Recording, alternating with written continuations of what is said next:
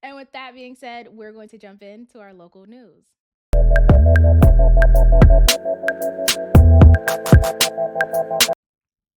So, the first topic that I wanted to discuss was United Way 211 says the funding is not enough to handle the call volume. So, I don't know if 211 is everywhere. If it is, please forgive me for explaining this as if it's not, right?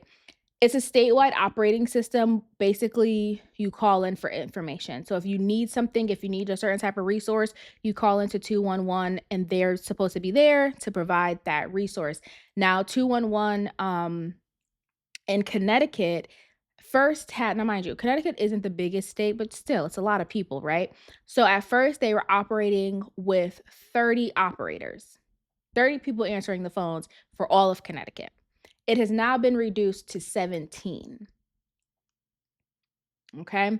And what they're requesting is that they're requesting their funding from Connecticut be doubled. So currently they're at 3.6 million and they're requesting that it's doubled that, so they can hire more people and be able to handle the volume of calls because what they're seeing, especially obviously during the government shutdown, people are calling in because they're homeless, they need shelter, people are calling in about food and food pantries and where can I go to get these services. So they say they're seeing a large influx in calls, but they don't have the supply to meet that demand. Supply being operators, people answering the phones, people are calling about, again, the food, housing, mental health, and they need people there. And I just thought that was very interesting because I know we talk about it all the time where I say, people can barely afford to live and things like that. And you don't think about the people who are in place to help those individuals. And so, of course, if you need the resources, but there's no one there to help you get the resources, what happens, right? You're constantly on hold, you're constantly going through a circle, you're constantly told, oh, call this place, we'll call that place. Every time you call that place, you're on hold, you're leaving voicemails, no one's calling you back. But if they're not fully staffed, it's very hard. And then if they do have staff, that staff has to be there, gosh knows how long, right? Trying to help out, trying to handle the demand. And let me tell you, just a little sidebar. I think I might have mentioned this before. I worked at Progressive in their claims department. And I thought, oh, this would be great. I can handle this no problem. Absolutely not. I should have known from when I only lasted 3 months at McDonald's. I'm not good with people in dire situations. How could McDonald's be a dire situation, you say? People are hungry. Okay. When people are hungry, they get what we like to call angry. Then we call it hangry, okay? People get very, very angry about their McDonald's meals, and I could not handle it because my thing is, if you have all these expectations on a McDonald's meal, you should probably go home and cook you something. You know what I mean? You have way too many expectations for something that was just cooked in under 2 minutes, maybe, 45 seconds. You have your expectations are too high, babe. So for me, I couldn't handle it. I couldn't handle the complaints about a burger, a french fry, a drink, a ice. I could not take it. I actually know I tapped out around the Shamrock Shake time because I did not know that was such a big thing. Now I am well aware. But when it was Shamrock Shake season, oh, I said absolutely not. I was going home green, sticky. I hated it. I absolutely hated it. Okay. So did not last there.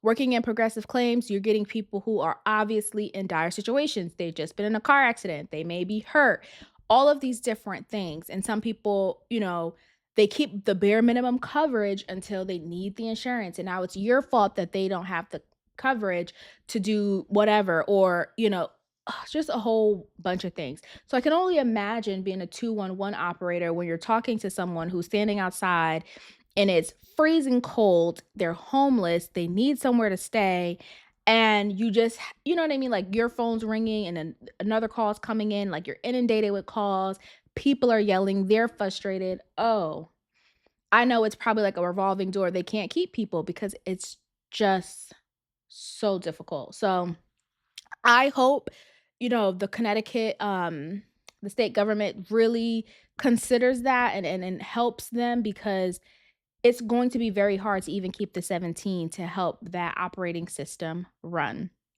Now, next up, what I wanted to discuss is a topic that is going to connect to something later. So when I saw this, I was like, ooh, this is very interesting for two reasons, right?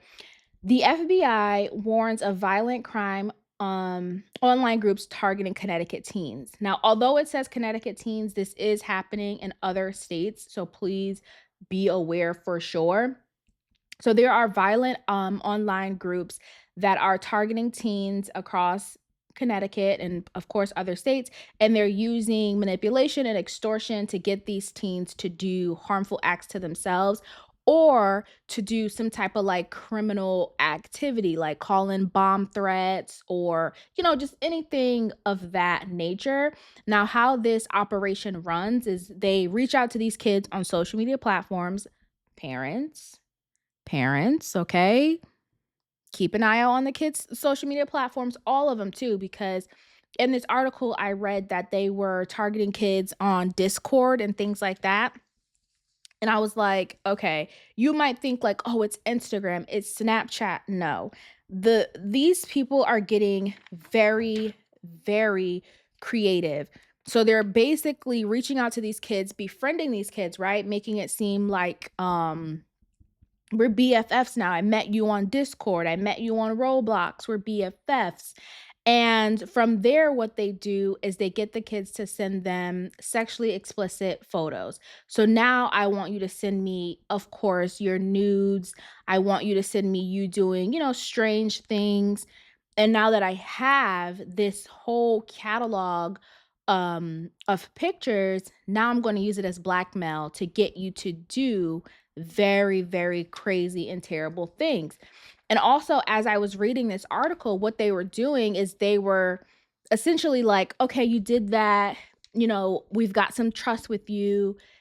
You go out and now recruit other kids. So it's not that this group is, I mean, they are predators, but they're also some who have now been brought in to say, okay, well, if you don't recruit your friend or get your friend to do this, then, or get not even your friend, get some other stranger, right? Some kid off in like Pennsylvania. If you don't get this kid in Pennsylvania to do this or to, send you photos, well, we'll send out your photos. We'll put your photos all over the internet.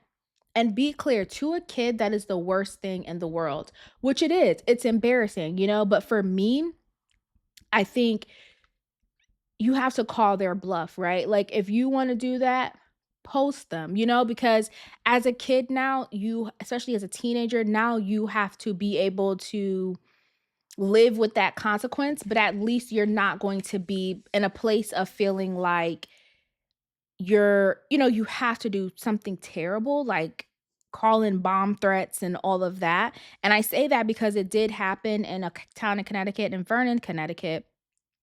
A 17-year-old girl was arrested in 2023 for calling in several bomb threats at schools and other buildings. And then they, through talking to her, an investigation found out she was a child who was exploited by this. So that's what brought it up. And the FBI also has seen 500% increase in arrests related to this group. So again, pay attention to these apps, Discord, Telegram, Roblox, Minecraft, all these things that the kids love to be on because they're getting manipulated. And it happens very fast and very easy. A lot of people tend to think that you have to be on the what is it? The dark web, right? You got to be on the dark web and, all of those things in order to get caught up in this. And I don't think so. I think it happens very quickly.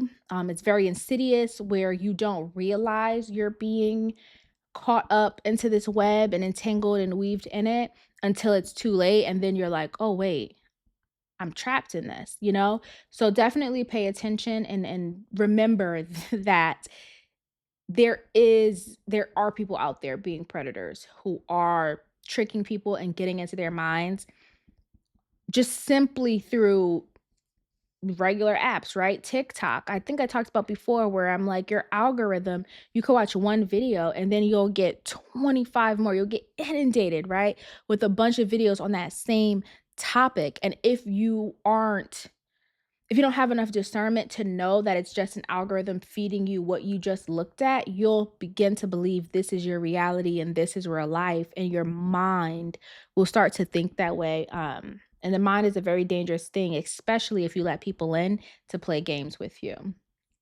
So that was all in our local news. Next up,